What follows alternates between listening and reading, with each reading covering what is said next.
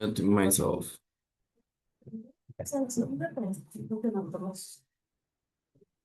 ¿Cómo están? ¿Bien? Bien, usted también bien.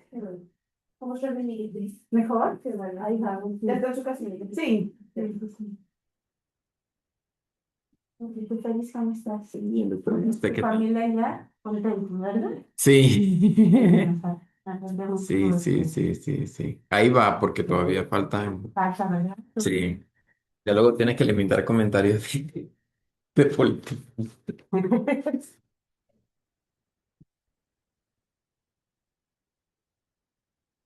Tenemos que esperar a Ya, Bruno, que nos Bruno y vamos. Rosy.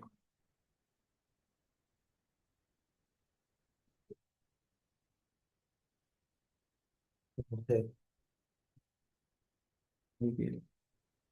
Ahí viene, ya, ya. La-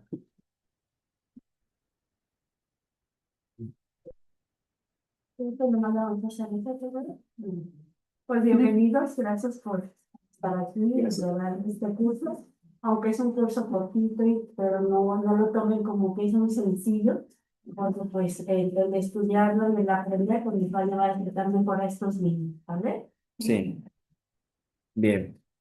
Buenos días, compañeras, doctora presente. El día de hoy vamos a introducir al módulo de tumores renales. Y bien, para poder hacer esta introducción es importante que mencionemos bases anatómicas y embriológicas sobre esta estructura tan compleja como lo es el riñón. Como bien sabemos, es nuestro órgano de forma par que se encarga de eliminar desechos metabólicos, de controlar la toxicidad y también del volumen y la composición química del líquido extracelular. Como bien sabemos, la sangre llega al riñón a través de la arteria renal y una vez estando allí ocurre todo lo que es el proceso de ultrafiltrado. Sin embargo, como bien sabemos y hemos estudiado en fisiología, no es un proceso simple, es un proceso bien complejo.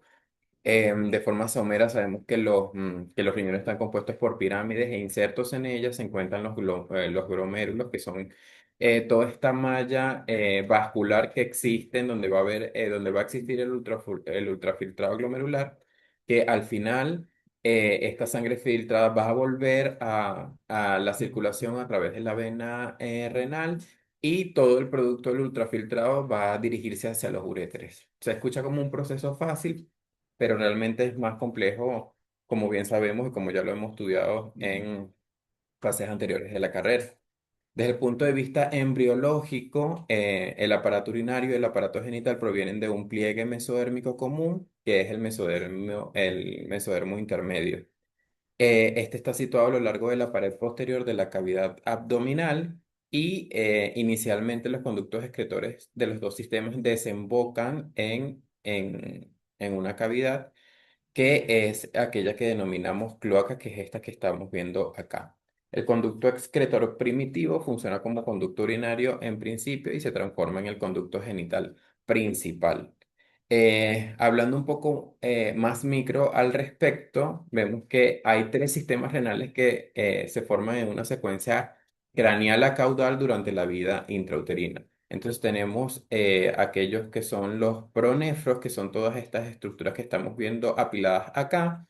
Tenemos el mesonefro, que está un poco más hacia el segmento medio y ya un poco más desembocado hacia la región caudal, tenemos los metanefros. Ahondando en cada uno, vemos que los pronefros, estos están desarrollados hacia la cuarta semana y está presentado por 7 a 10 grupos celulares sólidos en la región cervical, que es esto que vemos en la parte superior. No sé por qué este puntero es tan pequeño. Ah, ya. Sí, agarré fue la pluma. Entonces, está representado por 7 o 10 grupos celulares sólidos en la región cervical y estas unidades excretorias vegetales que son nefrotomas muestran regresión antes de que aparezcan más grupos caudales. Hacia el final de la cuarta semana, ya estas estructuras que vemos acá, han desaparecido todos estos indicios. Y es importante que lo tengamos en cuenta porque la progresión de lo mismo, la persistencia de los mismos nos puede hablar de otros trastornos que puedan estar presentes más adelante en la vida intrauterina. Asimismo, tenemos a los mesonefros, los cuales se originan, el mesodermo se origina en el mesodermo intermedio desde los segmentos torácicos y lumbares posteriores, y al comenzar la cuarta semana de desarrollo, los primeros túbulos excretores del mesonefro aparecen durante la región del sistema pronéfrico. Estos se alargan con rapidez y producen un asa en forma de S y adquieren una red de capilares que estos son los que van a desarrollar propiamente las estructuras vasculares del riñón y al final para formar el glomérulo. Los mesonefros, alrededor del glomérulo, los túbulos dan origen a la cápsula de Bowman, que como bien sabemos, la cápsula de Bowman es aquella estructura vascular que va a estar adosada al glomérulo de esta forma y es en donde va a existir el ultrafiltrado glomerular. Lateralmente, el túbulo penetra el conducto colector longitudinal llamado mesonéfrico o conducto de Wolff.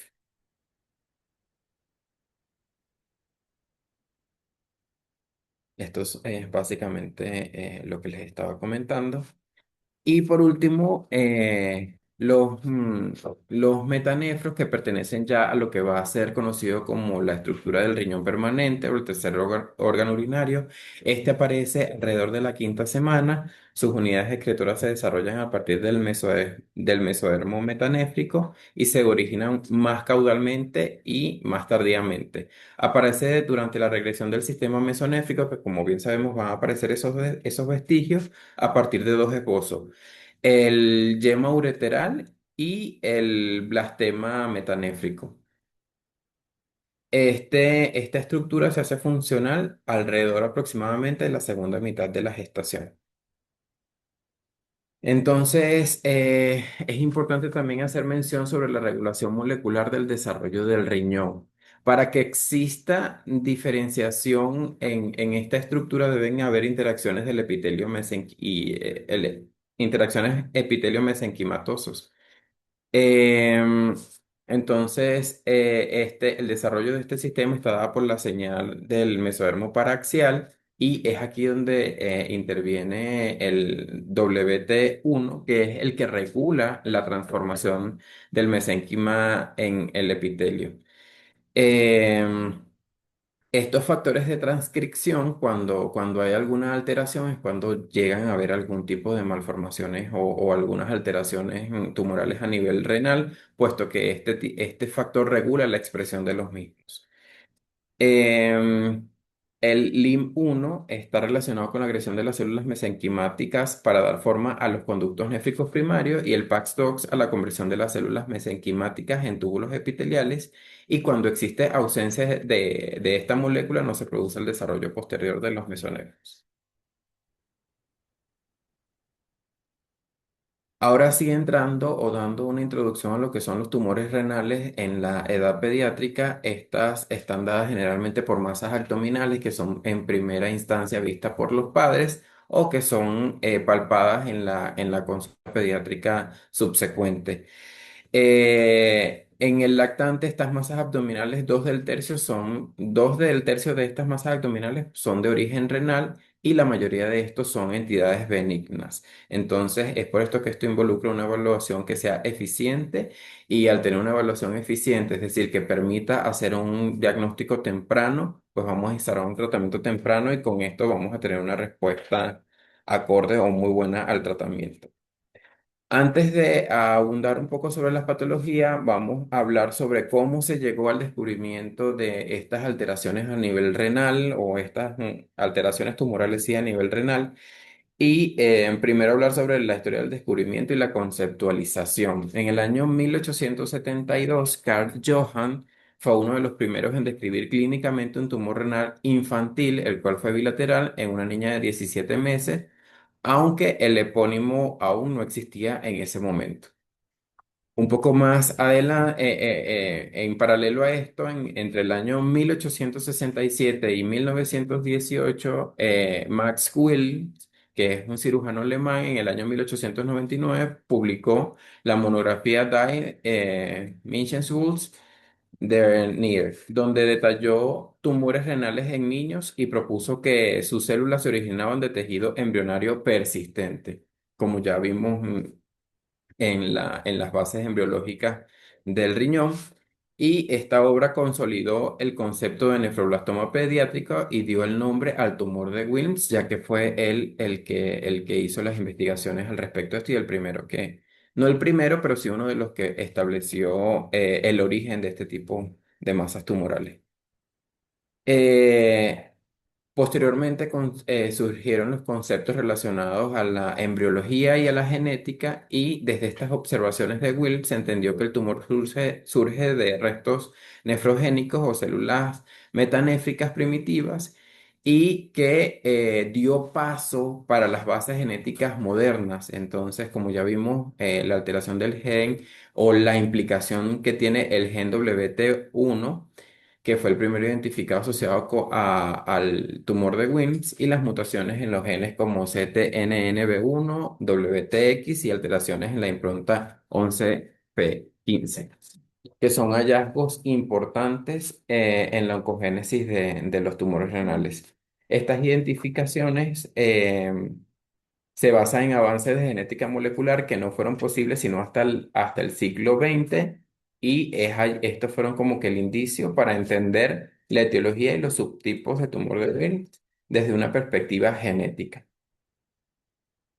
Entre los años 1950 y 1960, Sidney Farber hizo importantes avances relacionados a la terapia multimodal. Fue el pionero en el área de la oncología pediátrica moderna y fue aquel que fue capaz de demostrar que la actinomicina D combinada con cirugía y radioterapia mejoraba de forma drástica las tasas de remisión de los pacientes con tumor de Wilms. Estos avances representaron uno de los primeros éxitos concretos en lo que respecta a la quimioterapia en el tumor sólido pediátrico, marcando una transición desde el tratamiento puramente quirúrgico a enfoques multimodales. Ya estableciendo de forma muy somera las bases históricas de este tumor, pues pasemos a lo que es la epidemiología. Los tumores renales representan el 6% de los tumores malignos en la edad pediátrica. Sin embargo, es importante que tengamos en cuenta que la mayoría de estos no son malignos, por así decirlo. De hecho, tienen una combinación o no malignos, perdón, de etiología desfavorable. De hecho, en la distribución de los tumores renales en la infancia tenemos que el tumor de Wilms localizado representa un 72%, el tumor de Wilms metastásico un porcentaje mucho menor, que equivale al 10%, el tumor de Wilms bilateral el 7%, el nefroma mesoblástico el 3% y el sarcoma renal de células claras 3%. El resto de tumores representa un porcentaje mucho menor, como lo es el carcinoma renal, el tumor rhabdoide teratoide atípico, los tumores benignos y otros tipos de tumores que equivalen al 4%. Em, el tumor renal más frecuente es el tumor de Wilms y está presente en el 80 o representa el 80 o 90% de los tumores renales. Ya aquí en la gráfica de lado vimos cómo está desglosado en los diferentes subtipos de tumores de Wilms y la prevalencia está en uno por cada 10.000 niños menores de 15 años de edad. Estos otros tumores renales a los que se hace referencia en este cuadro que son menos frecuentes son el nefroma mesoblástico, el sarcoma de células claras, el tumor rhabdoide teratoide atípico y el sarcoma renal. Eh, y aquí es donde realmente quería basar la idea de que el 75% de estos tumores realmente tienen una histología favorable, mientras que el 5% son de histología anaplásico, el 4,2% son de nefrocarcinomas. Desde este punto de vista, es importante analizar que en el 10% de estos pacientes con tumor de Wilms existen aberraciones de la línea germinal WT1 y la predisposición familiar ocurre aproximadamente en el 1 al 2% de los pacientes con tumor de Wilms. Generalmente hay mayor frecuencia entre hermanos, primos u otros familiares.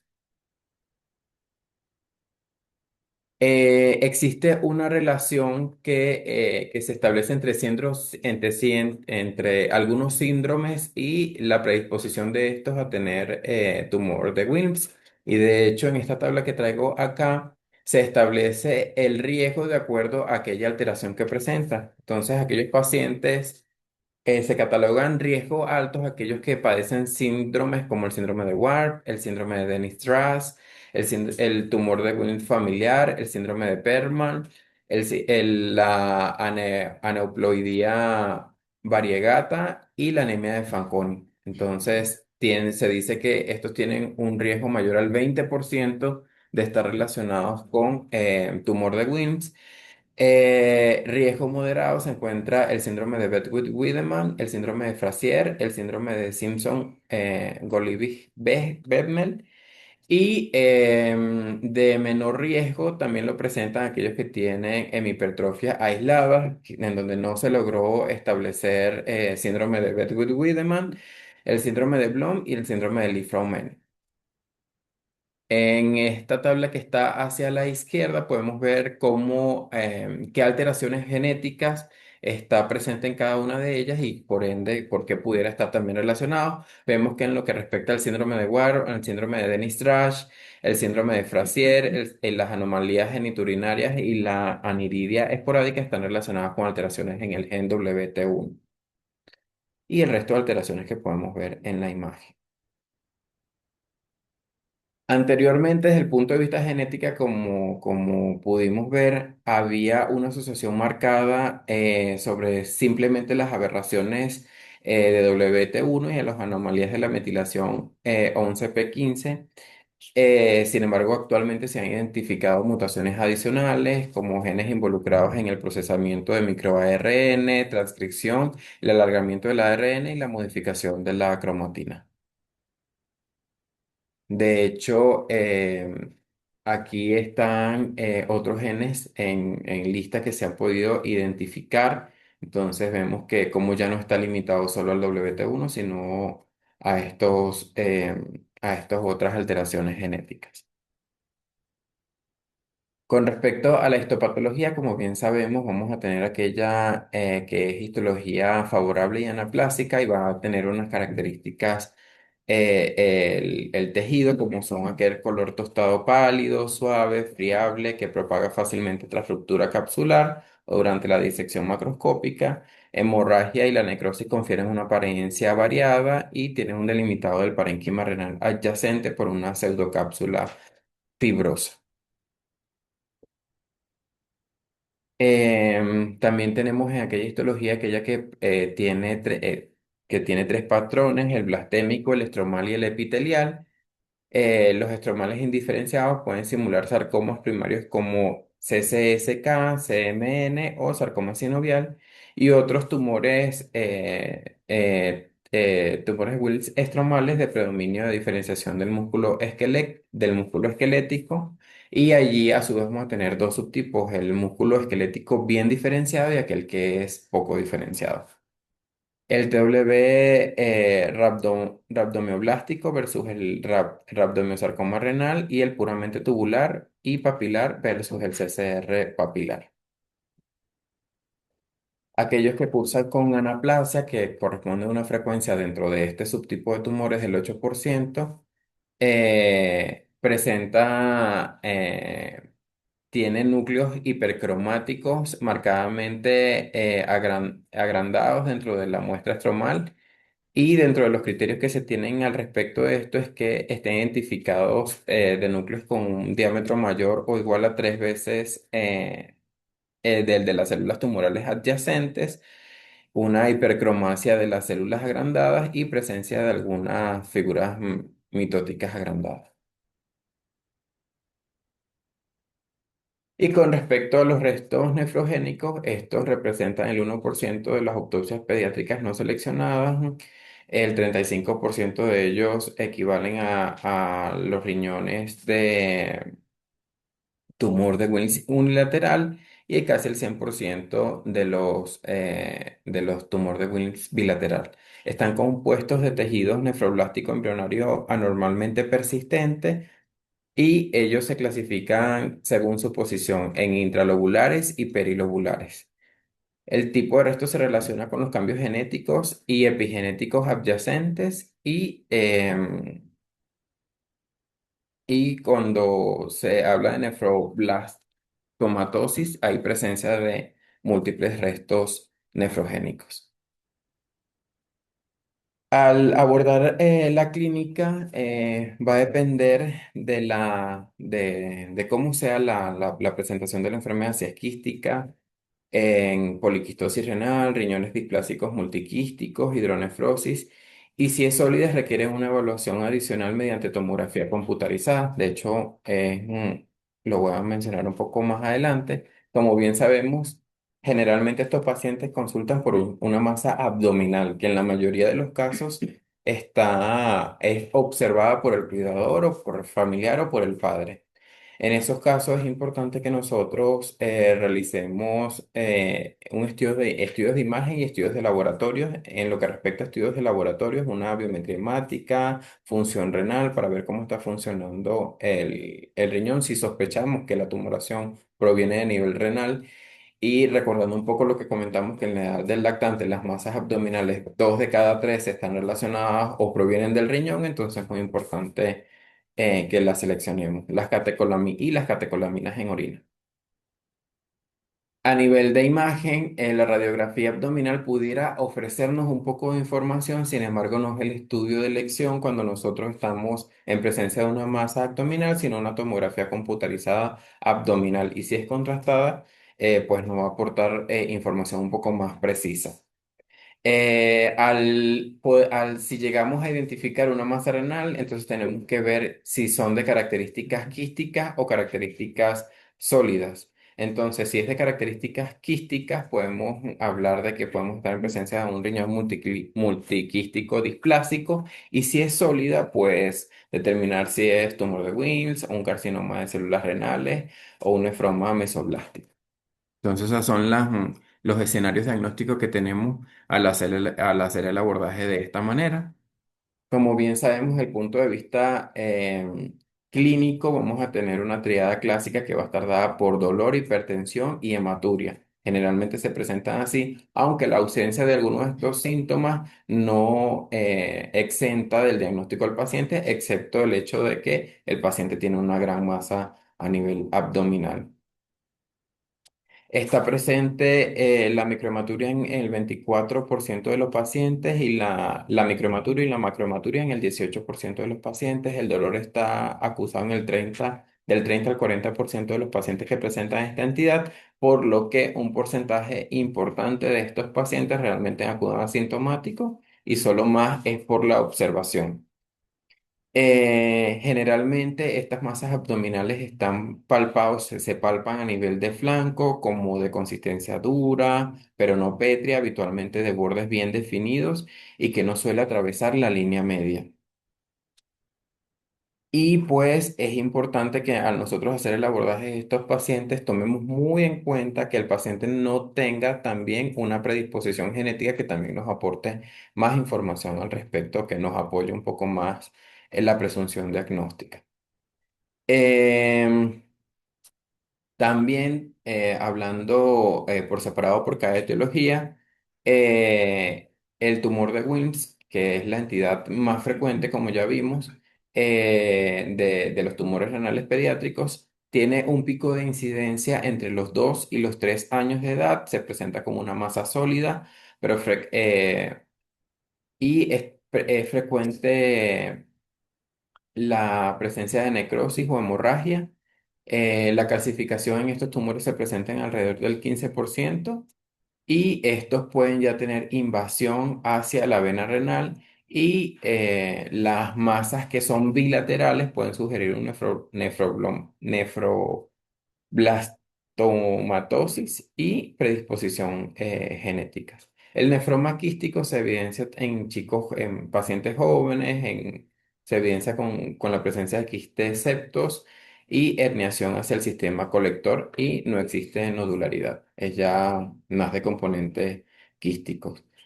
El nefroma mesoblástico es un trastorno que es congénito, suele presentarse antes de los 5 meses de vida, por lo que la edad de presentación o de la sintomatología va a ser a una edad menor con respecto al tumor de Wilms y suele ser una masa sólida, pero que puede también tener componente quístico.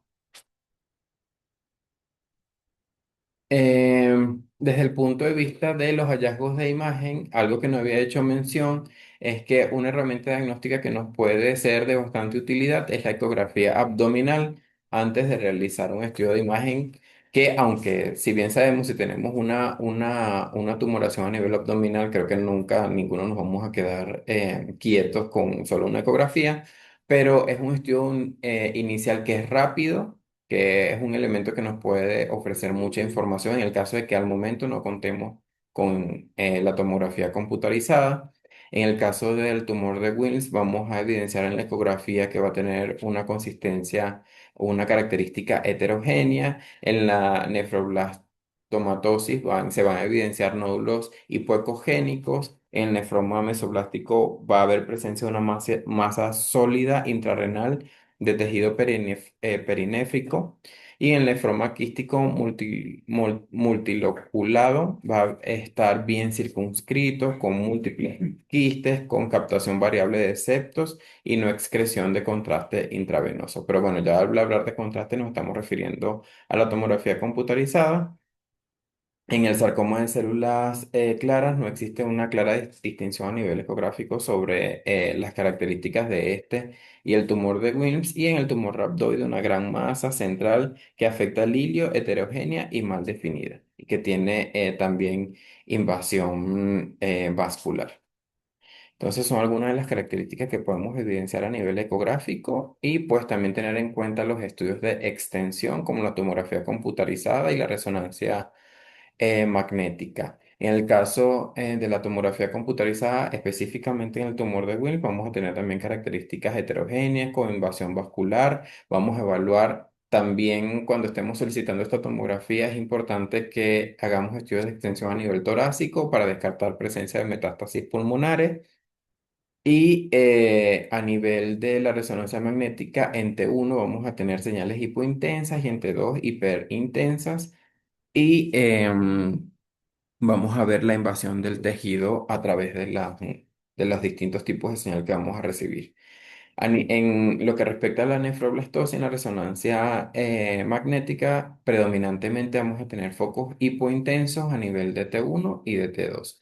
Y en la tomografía computarizada, nódulos periféricos hipodensos. Entonces, son algunas de las características que nosotros vamos a tener a nivel de imagen.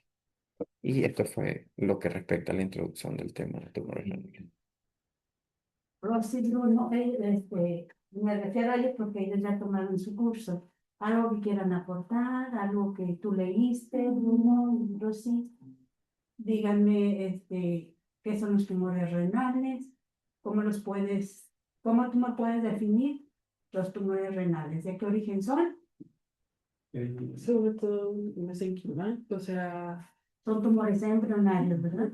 ¿Y fue la importancia de ver un poquito la embriología? No estás aprendiéndola toda, ¿verdad?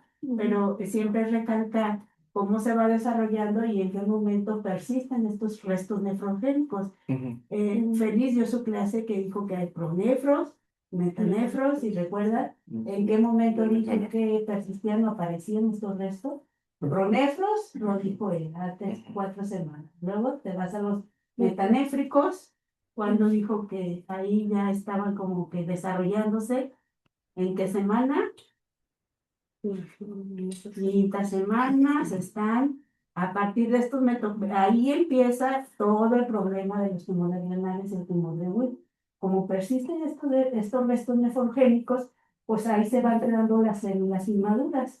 Entonces, a partir de la semana 36 de embarazo, pues ya no debemos de tener estos restos inmaduros, pero como persisten, porque hubo una alteración ahí en el gen WT1, pues están estos restos inmaduros, ¿sale? Y es lo que lleva a desarrollarnos todos los tumores. Él nos dijo en la histopatología un poquito que está formado por 3 tejidos. ¿Y qué las pasó?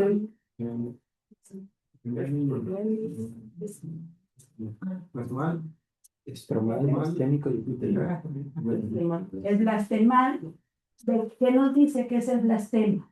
Si se van a la embriología, que nos estaba diciendo Félix y lo poquito que ustedes pudieron leer, ¿qué es el blastema?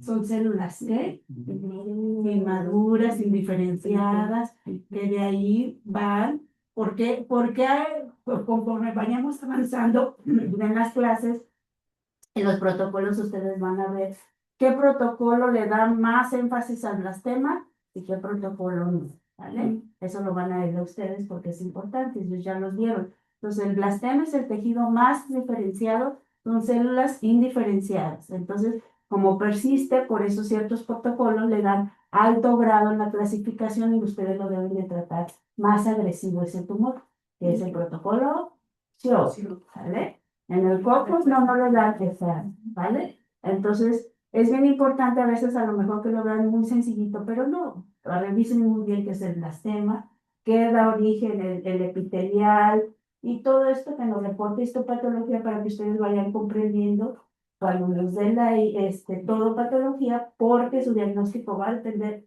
casi del 100% de lo que les va a reportar patología, ¿vale?